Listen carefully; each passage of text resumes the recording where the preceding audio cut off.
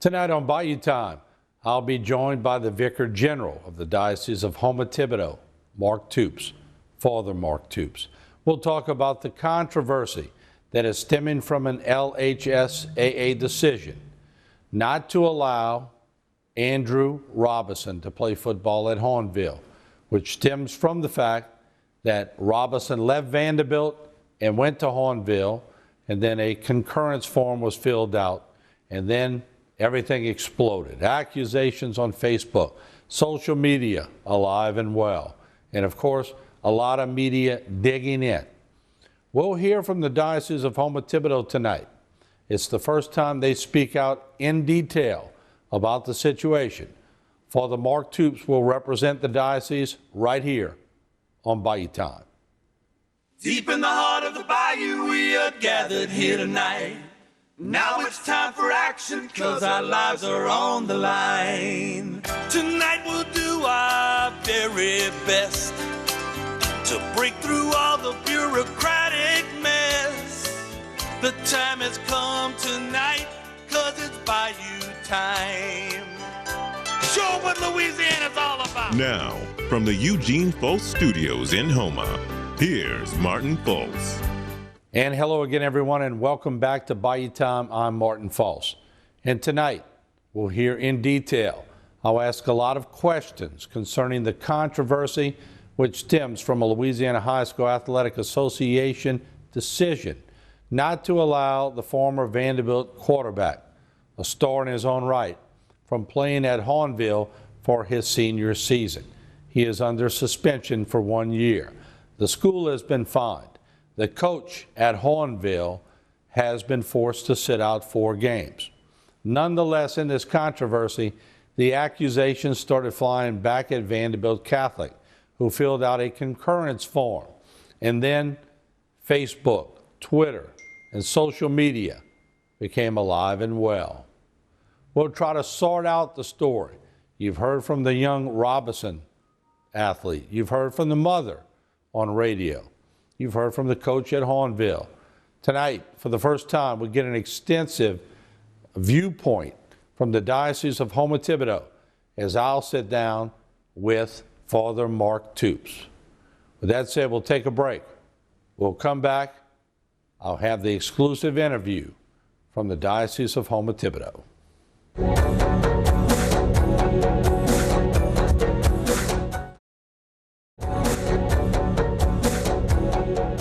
And welcome back to Bayou Time. Once again, I'm Martin Folse. And before I sit down with Father Mark Toups, I want to bring you a little bit up to speed. The former Vanderbilt quarterback has stated publicly some concerns. He's made some accusations, and he's addressed the LHSAA board.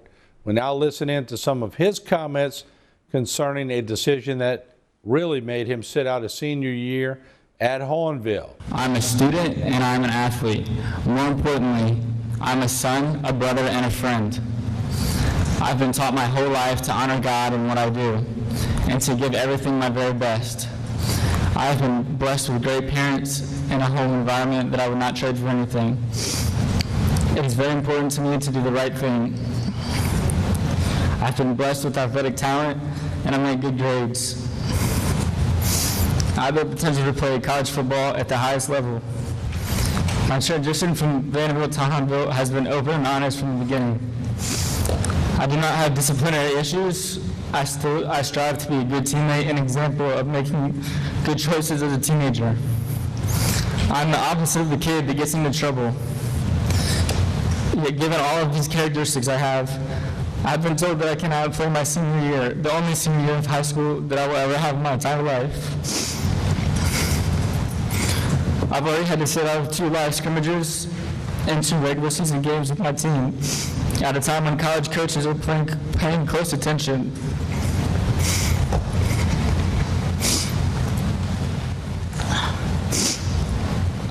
I've missed 4 opportunities for college coaches to watch me that I will never get back because of this decision.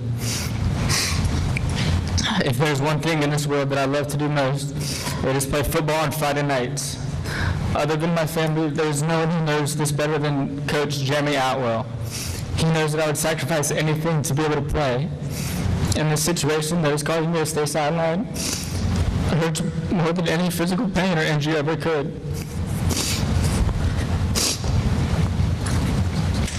I want you guys to know that I don't enjoy taking any pleasure in saying these things about my former coach. He was my coach for 3 years. I was close to him, and I respected him. I worked hard to make him and our team proud. But as I said before, I'm saying all of this because I feel you all need to know the full truth of my situation. Lastly, I learned a lot of things from playing the position of quarterback. And one thing is that you can always improve. Learn to analyze video, what mistakes you've made, how to find imperfections in your feet, vision, execution, throwing mechanics, and so forth. It is what makes a good player turn into a great player. As I review the actions of my family and the others in this transfer process since May, I sincerely ask all of you, what do you suggest that I would have done differently as an individual? Is there anything that I personally could have done different throughout this whole situation to make it so that we're not here today? I'm asking this group to please overturn the suspension. You as a committee have the power to do this. Please allow me to get back on the field and play with my Huntsville teammates tomorrow night. This is unfair to me and the team to uphold this suspension. It's not right to allow this injustice to continue for my future education and for my future education to be limited because of this ineligibility. I appeal to you to please allow me to continue giving my very best for my team, my family, and the game of football. If given the opportunity to play, I will give everything I have to being the best football player, student, and example of leadership that I can be. You will not regret it. Finally, I would like to appeal to you to also end the suspension immediately on Coach Salt. He's an honest and well-respected man and has worked very hard for many years as a head football coach. He does things the right way, and to damage his reputation with this penalty is not fair to him either. Thank you very much for this opportunity to talk to the committee. I am very grateful that we were able to offer this appeal to you, and I ask you to please reinstate me today and make my team whole. Students should always have a place to be eligible, and his place of eligibility at this time would be Vanderbilt Catholic. We'd have to move back though because of eligibility. Right. That he would have to move. You would have to move back into VC's district and play for VC. We always want a student to have a place of eligibility. Okay, I can't play at Vanderbilt. And do you know what the coach said to me? Andrew, I can't play for those students. I can't go back to that school. Take another vote. One more time, please. I ask you to vote one more time. You have not listened to the spirit of the law. You've ruined the family. You have listened to the letter of some law. We don't even know what we were judged on. The findings report did not detail anything. I ask you respectfully, Mr. Bonine, call for another vote. You say you want to be consistent. There are cases where students have transferred illegally, and you have viewed them eligible to play, not missing one down. Please explain to me. I'm sorry to be disrespectful. This is not my personality. This is an injustice. Please call for another vote. Ms. Robinson, we will not be taking another vote. We understand that this is very devastating to your family, and we appreciate your time. No understanding. No caring. All right, we'll take a short break. When we come back, we'll hear some comments from his mother, Miss Robison. She spoke out on WWL radio this afternoon. It's all next, and coming up in short order, Father Mark Toops from the Diocese of Houma-Thibodaux.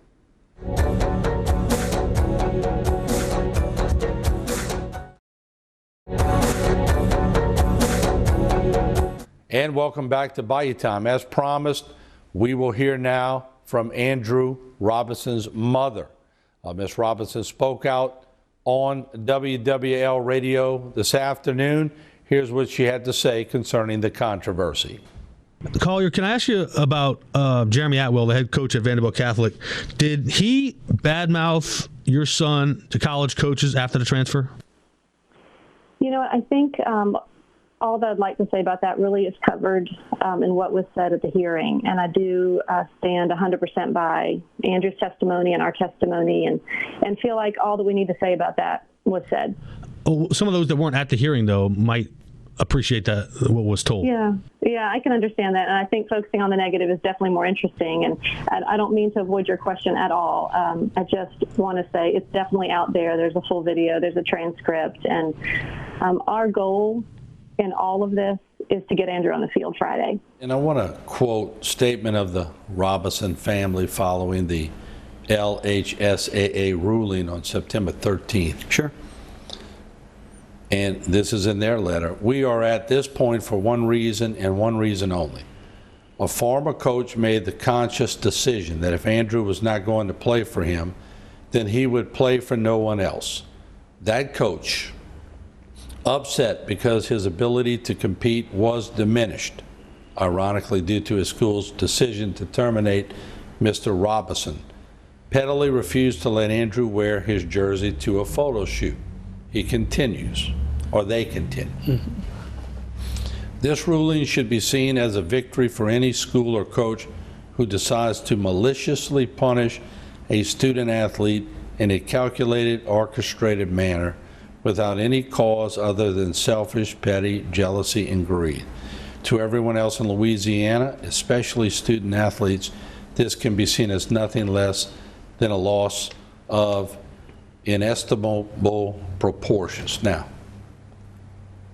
the reason I asked the previous question, there's been no communication with young Mr. Robison by anyone at the school. You've alluded to that. Yet on May 27th, he releases a video and gives Coach Atwell nothing but positive accolades. I'm baffled at how this ruling changed their whole perception of what was said on a May 27th video about Coach Atwell. Are you scratching your head on that also? Andrew, I can't play for those students. I can't go back to that school. It is difficult, and we are left to emotion. Lots of people have been affected by this. The Robinson family has been affected. The Vanderbilt family has been affected. The student athletes themselves, the football players, are trying to enjoy homecoming this week, and it's tough to focus on everything. Collier, what was the reason that your husband, his contract was not renewed at Vanderbilt?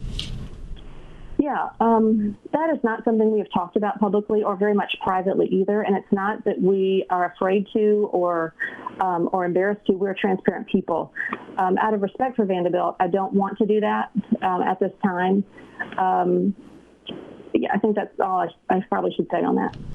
Very key element to this whole situation was from Eddie Bonine, who of course is with the LHSAA. He also appeared on WWL radio this afternoon. Let's listen in to some of his key comments concerning this situation. I have viewed a video that was taken in May with, I believe it's, hold on a second, I'm looking here at the paperwork, riverparishfootball.com. It was on May 27th, a video of, it seemed like a very sincere farewell done by the young man in regards to him moving on and thanking everybody at Vanderbilt Catholic. I think on Thursday was the last day of exams, and that was the day that we decided to make it final that I was going to transfer to Hahnville High School, and we're really thankful for the opportunity that Vanderbilt has given me over these past 3 years. I've had the best past 3 years possible with an awesome high school coach, Jeremy Atwell, and I'm really excited for my senior season at Hahnville. Something that came out in testimony that this office was not aware of, and this is where I'm going with this, so bear with me, and hopefully I'm not up against a hard break here. No, you got plenty of time. Okay. That we found out in testimony here that there was allegedly some bullying that was going on, and it was targeting coming from a coach of the sending school.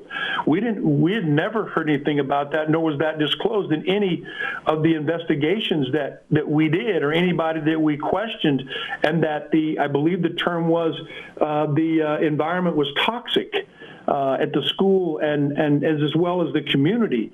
None of that, guys. We didn't have that. Where I'm going with this question, Bobby and Christian, is if this hadn't gone to appeal and this information would have came out earlier or during the investigation, which at this particular point, then it could have very well been something that could have been heard at hardship with the hardship committee in early August. Father Mark, we appreciate you joining us on a very tense subject that has a lot of people talking, a lot of people tweeting, a lot of people on Facebook, and of course a lot of the media has picked up on it. And of course it deals with the Andrew Robison, former quarterback at Vanderbilt Catholic, who made an attempt to transfer to Hornville and play football at Hornville. That was denied. There's a lot of innuendos, maybe some facts, but a lot of accusations that maybe you could help bring to light today, at least on the Vanderbilt side. Yeah, first of all, it's good to be here. Thanks for allowing me to come in. And let me just acknowledge, just right off the bat, that I know that there are a lot of emotions in people's hearts around this. Whether it's the athletes themselves, the students at the school, or maybe the faculty and staff, certainly parents.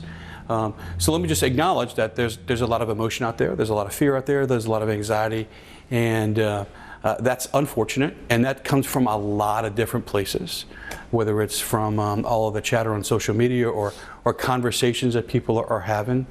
I hope that our conversation tonight can shed light on what we can shed light on with the facts that we know. And I was reflecting upon what you said last night, just the encouragement for all of us just to take a deep breath and to maybe just kind of slow our thoughts down. So it's great to be with us, you tonight, and with all of them through your venue. But I just want to acknowledge that I know that there's a lot of emotion out there, and we'll do the best we possibly can to speak to people's hearts by speaking to the facts that we know.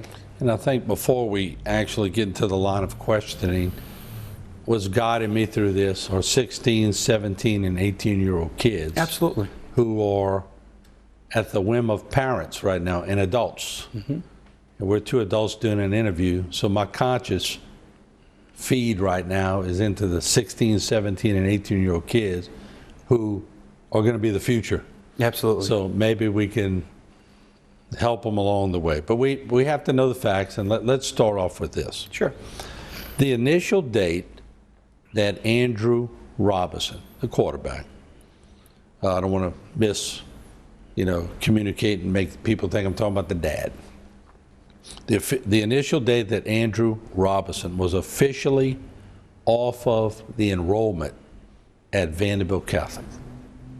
We received communication from his father, Drew, on July 27th, 2018, that as of May 31st, they intended to have him withdraw from Vanderbilt and enroll in the public school system in St. Charles Parish. So the official communication that's been shown to the diocese from Vanderbilt was that as of July 27th, that was an email that we received, stated that as of May 31st, it was their desire to have him enroll in the St. Charles Parish public school system. Okay. At that specific date, were there any previous grievances or any visit by the Robison family to talk about any ill treatment that may have occurred to Robison by anyone at Vanderbilt Catholic? In our conversation with Vanderbilt officials, there is nothing that was presented to us from Vanderbilt leadership that would that there was any formal complaint from the Robison family at all. Okay. Has the school, and what I mean by the school, because I want to differentiate the diocese, which you are the vicar general, by the way, to let people know, and the bishop, and Lonnie Thibodeau, the communications director, and Suzanne Troxclair, the superintendent. I want to differentiate that. Two different entities, although you do control Vanderbilt, but they have their own system. David Boudreau, the president, Jeremy Atwell, the coach, Margaret Johnson, the athletic director, or any other coach. Have they been in contact with the young man, Robison, after he departed from Vanderbilt Catholic? To our knowledge, there has been no official or public communication between Vanderbilt and the Robison family after his departure. Okay. We'll take a short break.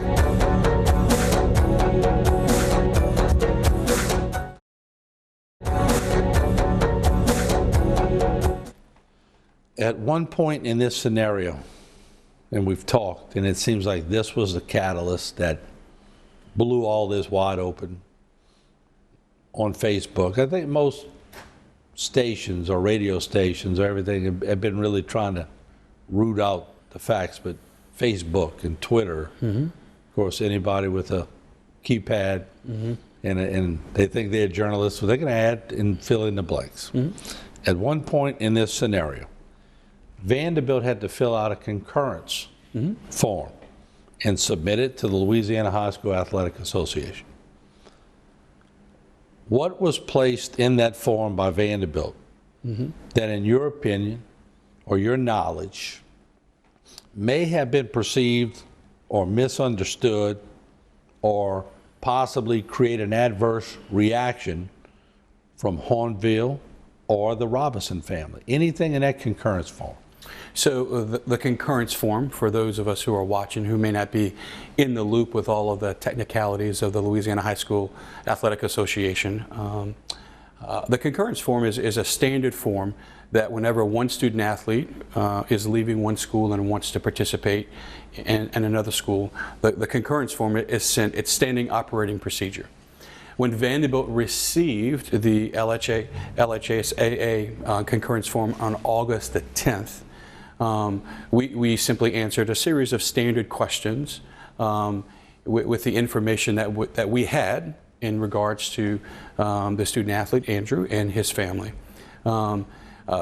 The response from Vanderbilt in that concurrence form was mainly just policies that the LHSAA has. And so when we sent that to them, the rest of their investigation is unknown to us. We don't know what else was a part of their investigation with other facets of this. A lot of that is really up to them and when they're going to release the entire contents of their investigation. So it's important for people to understand that what Vanderbilt answered in that concurrence form is part of a larger investigation that Baton Rouge had, and we're just waiting on the contents of their entire investigation. Very important question, and one that I want to make sure the audience knows, is that I am told that a concurrence form is filled out by the principal alone of the school. So when I'm hearing the Hornville side of the story, and they allude to the fact that Vanderbilt, for lack of a better word, turned them in on the violation. The concurrence form is filled out by the principal. Coach Atwell is getting the heat for turning Hornville in. Did he have anything to do with filling out the concurrence form, or was that Jeremy Geldner that filled it out? Jeremy Geldner's name is on the form. It's our understanding that Jeremy Geldner and Jeremy Geldner alone is the one who answered the questions in the concurrence form. Okay, and I think that's common practice for the principal to fill out the concurrence form from what I hear. I want to move to the jersey. The jersey's getting a lot of attention. Sure. And the key question for me would be, when did Robison ask to wear the Vanderbilt jersey for an upcoming magazine profile that he was to be featured on? Was it before he was officially off of the enrollment at Vanderbilt, or was it after he officially was gone from the school? The word officially is an important word here, right? So all the diocese can do is look to see what official documentation is there. And it seems to us that, again, on July 27th, we have an email from the Robison family indicating to us that as of May 31st, he would no longer be a student at Vanderbilt. It seems, as we look back on some of the documented information that we have, that somewhere around May 21st, prior to his official unenrollment from Vanderbilt, that's when some of the question around the jersey came up, whether it be the Vanderbilt jersey or even the Hanville jersey. So his official departure from Vanderbilt, his official departure would be May 31st. And so the questions about the jersey, I think, are somewhere prior to his official departure from Vanderbilt.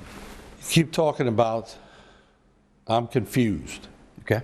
And I've been following this story, so I can imagine the public's confused. So clarify for me. Sure. July 27th and May 31st, one of them seems to be a couple of months before the other. Did he post-date an email, so to speak, for lack of a better word? It seems that we have an email dated July 27th. That's the only official communication documentation that we have from the family. Is that on July 27th, we received an email, and in the body of that email, it says, from their family, as of May 31st, my son will no longer be enrolled at your school, and that they are pursuing him to be a student in the St. Charles Parish Public School System. So I know that the dates are confusing there. I'm just trying to lift up factually what we have without trying to speculate with any intention from anybody on either side. So it seems to be a post-dated email, yes. Okay. So roughly there was going to be, if we get back to the jersey. Sure. He asked to wear the Vanderbilt jersey. Take me through that transgression. What happened there? Our conversation with Vanderbilt officials seems to paint a picture that there had been some conversational intimations that they were going to be leaving the school to go elsewhere. So prior to the official leave from the school, there had been some conversations that led us to believe that the family indicated that they were going to be taking Andrew to another school. It's important to understand the context for the jersey in itself. The request for the jersey and the photographs that went along with the jersey are not in review of the 2017 football season, but in preview of the 2018 football season. And so this is a photo op, you might say, for something that was going to be released later on. And officials at Vanderbilt had already been hearing some intimations that Andrew would not be enrolled at Vanderbilt and therefore not on the Vanderbilt football team. So that's where the caution was. Just making sure that we represented Vanderbilt correctly if this was going to be something that would be released later on. So the hesitation from Vanderbilt around the photograph with the jersey was because the conversations that Vanderbilt officials were having was leading them to believe that Andrew would no longer be enrolled in the school when the photograph would be officially would be released. And so that's where the hesitation from Vanderbilt came from. So Coach Atwell is receiving a tremendous amount of scrutiny for not letting the young Robison wear the jersey. Was that his call, or did somebody else make it? And is the coach getting, I guess, the lash back for maybe someone else making the decision, or who made it? I'll be very honest with you. My being here with you today is to assure the Vanderbilt community, the students themselves, the parents, the entire community that supports Vanderbilt, that we want to start a conversation. This may not be the last conversation that you and I have in regards to all things Vanderbilt, but we wanted to be here today to start a conversation. I believe that if we're going to make a statement, our statements have to make statements. And so I can get back to you on that because I want to answer your question truthfully and honestly. At this stage of our conversation on Tuesday afternoon, I don't have all of that data. I can find out for you and get back to you on that. And the reason I ask it, because if Mr. Geldner's in charge of filling out the concurrence form, and he fills it out, but if the coach is getting undue criticism because he did not make a decision, I want to make sure we at least get that record. Yeah, I can certainly say that there's a lot of criticism going all over the place on social media. And I would hope that before people make any comment on social media, that they have all of the facts rather than hearsay. Who made the decision in regards to either allowing or not allowing Andrew to wear a Vanderbilt jersey? I don't know who made that decision. I can say that that decision was made because Vanderbilt was under the impression that when that photograph was going to be published, he would no longer be a Vanderbilt student. And so I think it's pretty clear why Vanderbilt would have made that decision. Who made that decision? I can certainly get back to you on that. When the LHSAA, Louisiana High School Athletic Association, when did they contact Vanderbilt Catholic? And can you give me some idea of what they wanted to know? You know, speaking of the concurrence form, did they call after the concurrence form and get on the phone with the principal, Jeremy Geldner, and say, all right, Jeremy, let's talk a little more. Was there a further conversation about the concurrence form? And did Vanderbilt wait for the LHSAA to call them, or did Jeremy Geldner pick up the phone and call the LHSAA to try to make sure they knew what he was sending in his concurrence form? Yeah, it's a good question. I think it's important for us to remember that this is fundamentally an issue, an investigation, you might say, by the LHSAA. So when we responded on their form with the information that we knew to be factually correct, they came to Tahoma to have a conversation with Jeremy Geldner, who filled out the form. What the LHSAA did with that and part of our larger investigation that they're unfolding, it would be great if they released all that, but they have their own reasons for either releasing or not releasing the data of the entire investigation. So they did come back to Tahoma, I think, to get a follow-up clarity on what we presented, but that's part of a larger investigation that's in the hands of Baton Rouge rather than in Tahoma. But in fairness to both Vanderbilt and Hornville and the current players of Vanderbilt, current parents, even to young Robison, football player, doesn't it put everybody at a disadvantage because the LHSAA is hush-hush about what actually transpired?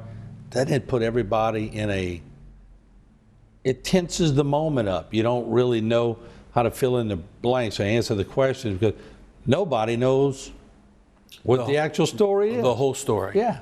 Yeah, I know that that they are certainly fielding questions on their own, and I know that there are some plans that after this interview, I believe that Mr. Bonan is going to be on WWL for an interview, and who knows what the results of that conversation are going to be. At least from the Vanderbilt perspective and our relationship with the Robison family, it seems to be just focused on the facts of what we know when he left and things like that. And what else is in a larger conversation, that's up to the LHSAA.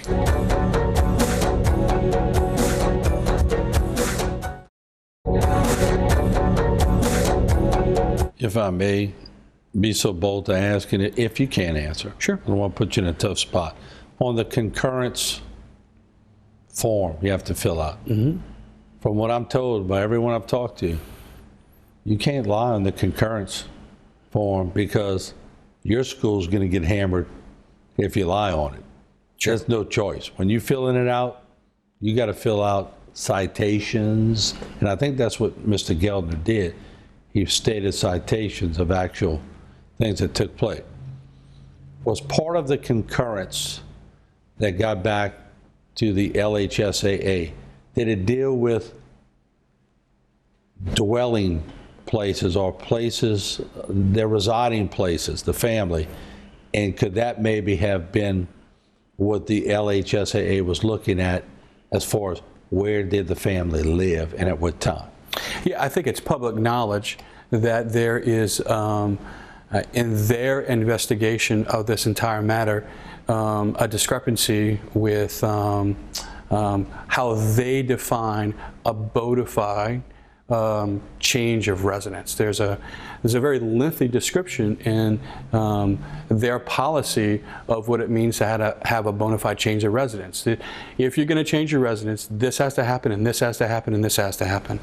So I think it's public knowledge that there is some question on whether or not the timing of all of the events from the Robison family meets the criteria in the state of Louisiana's policy for that. But once again, that's an LHSAA investigation decision. Yes. That's not a Vanderbilt Catholic decision. Yes. Has the fact that they've been silent maybe put the octopus tentacles on Hornville and Vanderbilt, and y'all got stung, and when maybe a little more clarity out of them could have eased a lot of this pain? It's easy to look back and say this could have happened and that could have happened.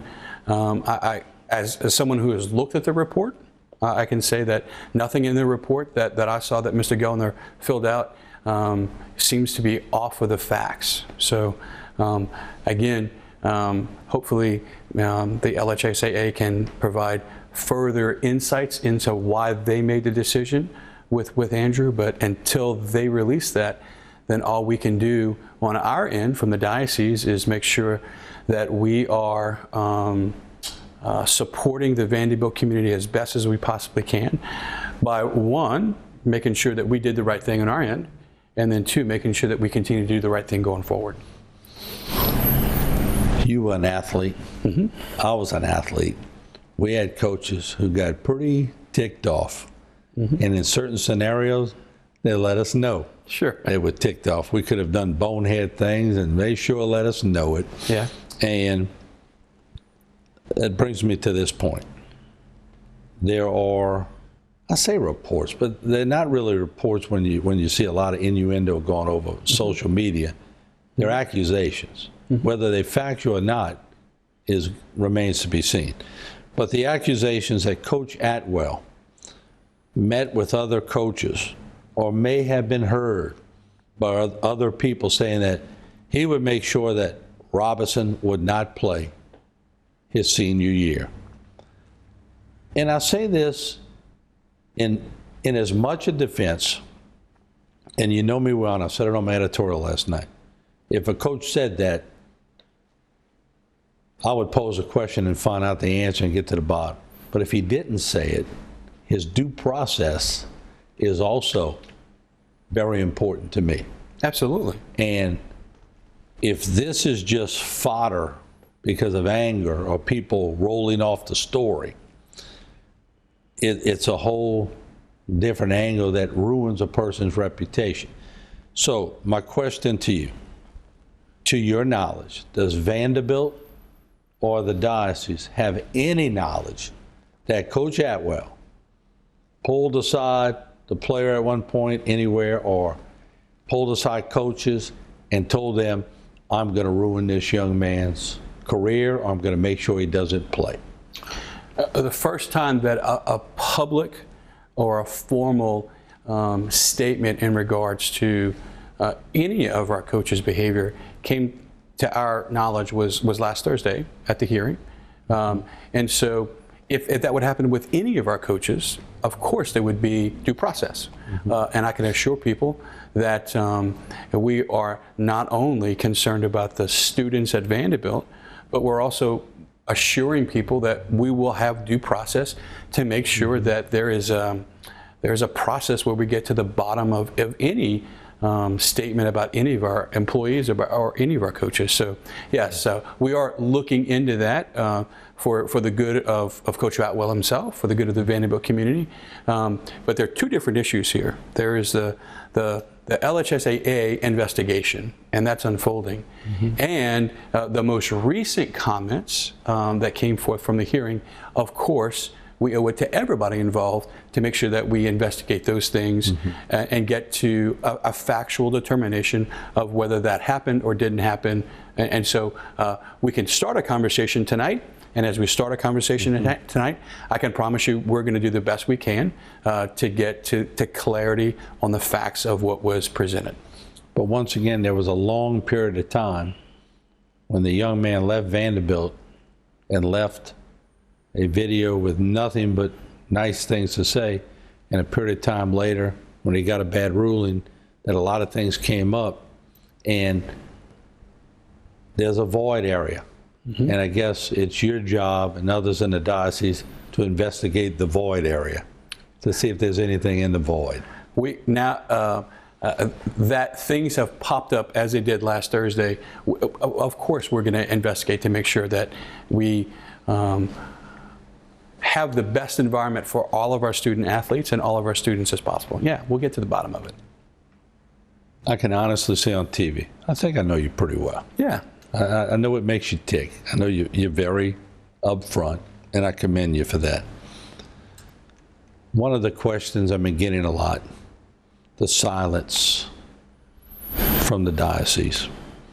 You know, normally I pick up the phone and go, Father Mark, here's what I'm hearing on another story. Yeah. You've been very transparent. You've always been transparent. The bishop has always been transparent.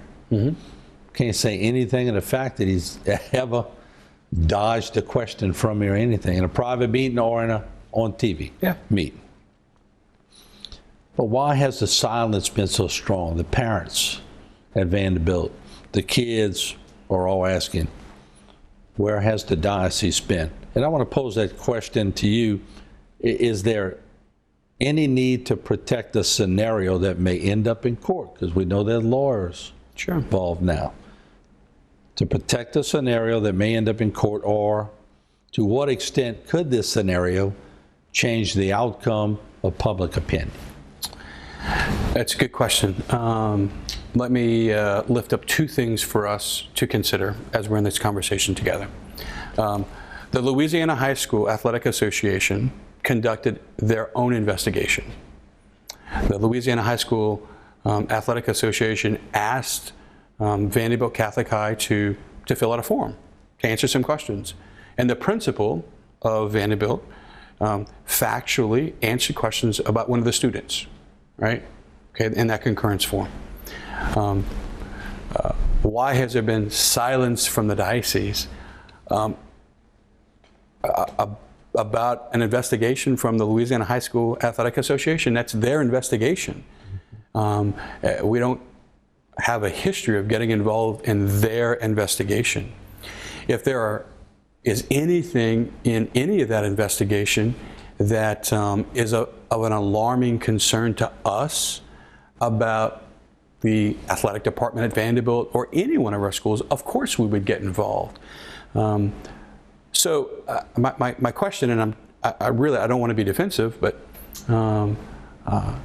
our silence about an investigation from the Louisiana High School Athletic Association is because it's their investigation. It's not ours.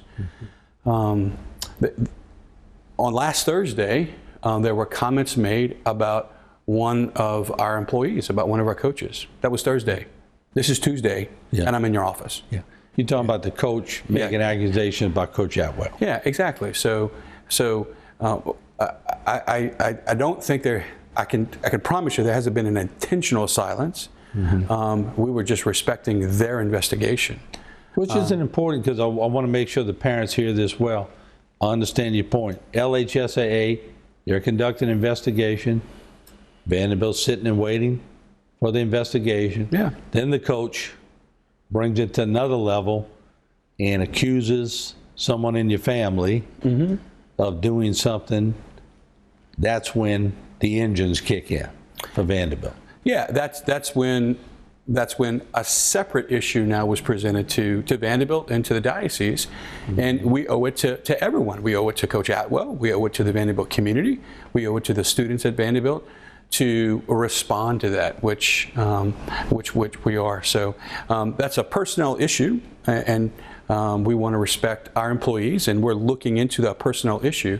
But I would hope that my presence tonight on behalf of Bishop Fobb is an indication 4 days after something was brought to our attention, with 2 of those days being a weekend, that the diocese is committed to Vanderbilt, is committed to the students there, is committed to the faculty and staff there. Absolutely. Fair enough answer.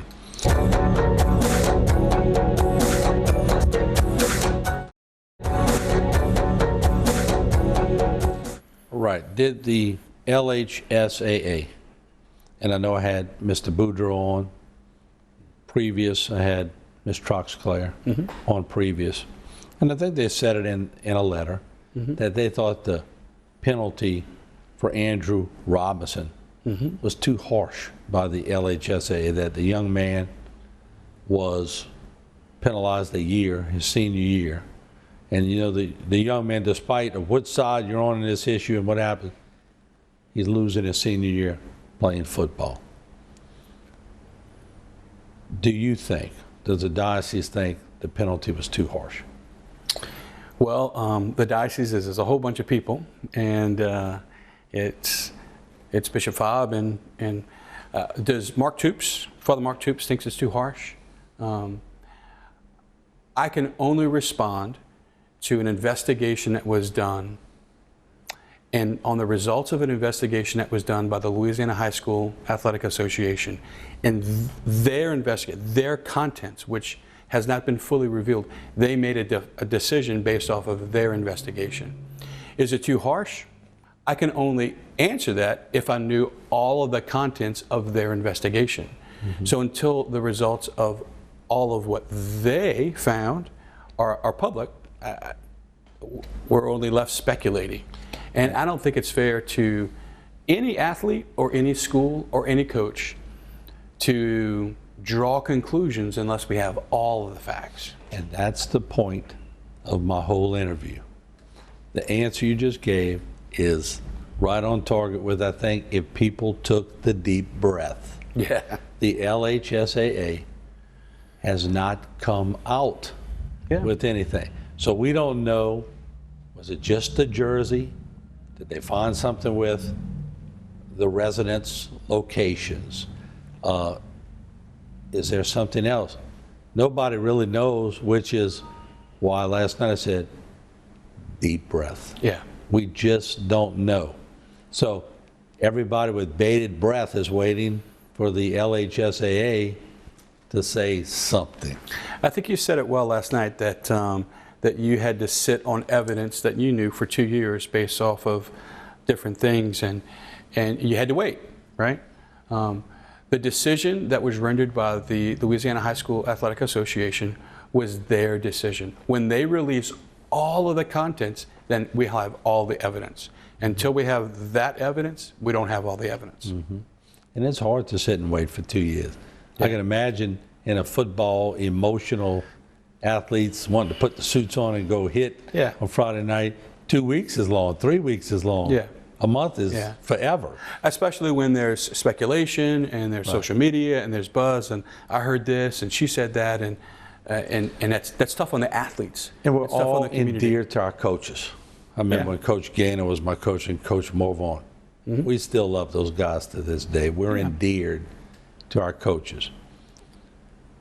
There was comments made, and I heard it from a few parents last night, that Coach Atwell was thinking he may have to take it for the team. He may be without a job in the next few days, which sent a lot of players in confusion. You can imagine 16, 17, 18-year-olds on a young staff. If he were not to be there, you can imagine what goes through their mind. Yeah. Is there any reason to believe, and I know you're still investigating and still finding out information, at this point, is Coach Atwell's job safe at Vanderbilt? I would say, as you said last night, everybody should take a big, deep breath. We are going to naturally have a due process for any one of our employees where public statements are made or formal complaints are made. We're going to investigate those things. Until then, obviously, we would want to make sure that we do a good job of investigating that. That's a personnel issue. What anybody heard somebody say, we have no control over that. I would just tell everybody, take a big, deep breath. Let's enjoy homecoming this weekend. Yeah. And in closing, because look, sometimes you're put in a tough situation, the bishop's in a tough situation. You got to speak and keep calm amongst all the schools, all the faculty, all the coaches, all the players, all the cheerleaders, all the students who don't care about athletics. And, you know, there also was a and I want to ask you this directly. I think the president was told not to speak out. The principal was told, don't say anything. The athletic director, Margaret Johnson, was told, don't say anything. And in fairness to them, they were following order. So when people go and talk to them and they say, well, we can't say anything, and people go, well, why aren't they saying anything? Because they follow in order. But I know you wanted to express why that was important at Vanderbilt. Yeah, it's important for us, I think, to keep our eyes focused on a couple things. Number one, that there are a lot of emotions out there right now. There's a lot of speculation going on right now. And what will guide all of us through this are the facts. What's going to guide the parents of our Vanderbilt students is the facts. What's going to guide the students at Vanderbilt is the facts. The person who shouts loudest just shouts loudest. And unfortunately, in today's age, sometimes the person who shouts the loudest or shouts the last is the person whose opinion is carried. Wisdom tells us, let's get the facts, right? Jeremy Gellner's job is to be the principal of the school and to care for all of the students at the school. We want Jeremy Gellner to focus on the students of the school. David Boudreau's ministry is to serve the school as the president and to look at the big picture. Margaret's job is to be the AD. They want to serve the students, and if we're going to say anything, we're going to say things that are factual. Cloak statements frustrate people. Cloak statements or statements without statements don't say anything. Mm-hmm. And so their response to be prudent and to not say anything other than the facts that we have is our hope that they are free to focus on the students so that when we have the facts, we can come in here and say, hey, here are all the facts, here's everything that we know. Mm-hmm. We've heard the comments now. We listened in on Eddie Bonine from the LHSAA. He made it pretty clear, it seems to me, correct me if I'm wrong, that with the LHSAA, there's no smoking gun on things. They're looking into things, just mm-hmm. like you are. Mm-hmm. Made it clear that there are definitely some residence problems, mm-hmm. which they looked into. Mm-hmm. He said that can cause a 1-year suspension with the young player. One thing he did allude to that I heard loud and clear from May 27th when they did a video and the young player gave accolades to the school and thanked the school and thanked the coach and thanked him for his time. 3.5 months went by. When he was denied at the hearing his eligibility, wait, I have other things to tell you. The 3.5 months went by where there were no allegations of bullying at all. But you heard Mr. Bonine saying bullying is now being looked into by the LHSAA. I think 3.5 months went by where nothing happened. Nonetheless, he said they are looking into it. Your thoughts on that? Yeah, so why those comments came out so late, the Diocese is going to just leave that to the investigation of the Louisiana High School Sports Association. Obviously, if anyone brings a formal complaint about any of our employees, we'll have a thorough investigation to make sure that we're serving people well. And so the comments about the atmosphere or the comments about the coaching staff at Vanderbilt that were alluded to in Mr. Bonine's statements and in the interview today, as well as in the testimony on last Thursday, we'll of course start an immediate and thorough investigation into that to make sure that we're serving the students at Vanderbilt well. So you've heard enough now to where the diocese will formally, before you didn't know. Yeah. You had a disadvantage. You heard enough today where somebody from the LHSAA actually came out and said, okay, this is what we heard. One thing that concerned me as a former student at Vanderbilt who loves Vanderbilt. Mm-hmm. You always hate to anybody. If you went to Jesuit, Brother Martin, or whatever, he said toxic environment. Because as I understand it, Eddie, is the Robison family did tell the investigators about the toxic environment, and it wasn't included in the report.